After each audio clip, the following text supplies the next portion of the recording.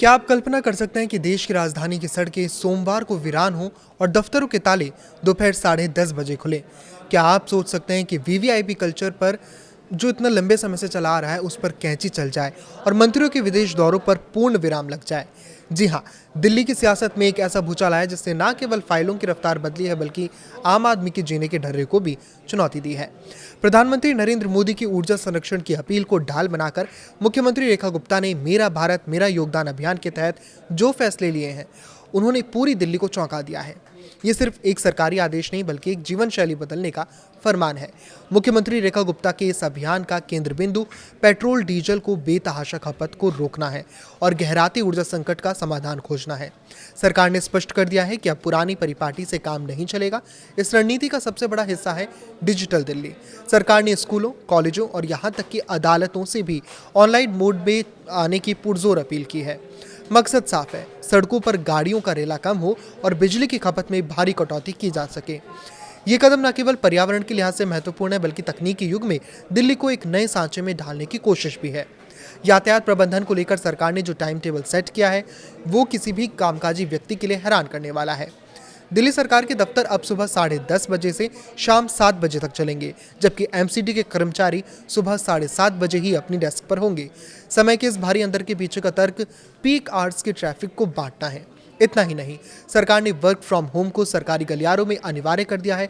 हफ्ते में 2 दिन घर से काम करना अब कर्मचारियों की चॉइस नहीं बल्कि मजबूरी होगी। प्राइवेट सेक्टर के लिए भी ऐसी ही सलाह जारी की गई है। कल्पना कीजिए, अगर दिल्ली की आधी आबादी हफ्ते में 2 दिन सड़कों पर ना निकले तो ईंधन की कितनी बचत होगी।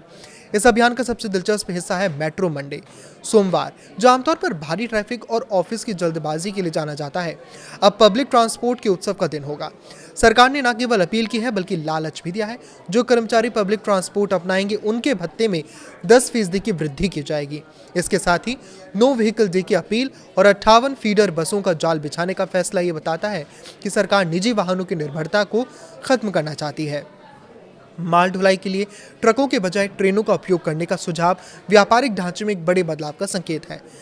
मुख्यमंत्री रेखा गुप्ता सरकार ने केवल जनता पर नियम नहीं थोपे बल्कि चराय वेती के सिद्धांत पर चलते हुए खुद के खर्चे और वीवीआईपी कल्चर पर भी करारी चोट की है। अगले 1 साल तक देखा जाए तो मंत्रियों और अधिकारियों के विदेश दौरों पर पूर्ण प्रतिबंध लगाना एक साहसी राजनीतिक फैसला है।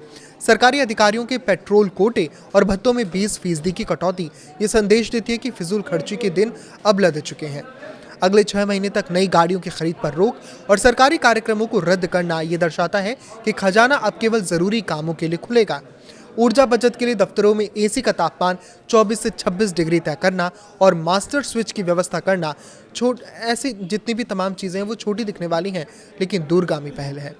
रेखा गुप्ता सरकार का ये फैसला दिल्ली के भविष्य के लिए एक एसिड टेस्ट की तरह है। क्या दिल्ली की जनता और प्रशासनिक ढांचा इन कड़े बदलावों को स्वीकार कर पाएगा? अगर ये अभियान सफल होता है तो दिल्ली पूरी दुनिया के लिए सस्टेनेबल लिविंग का एक मॉडल बन सकती है।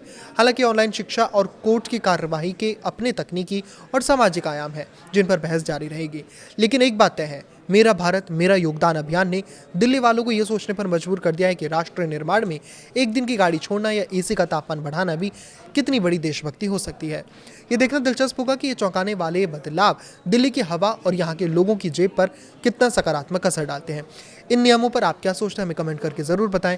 लाइक करें, शेयर करें और इसी तरह जुड़े रहें। नमस्कार।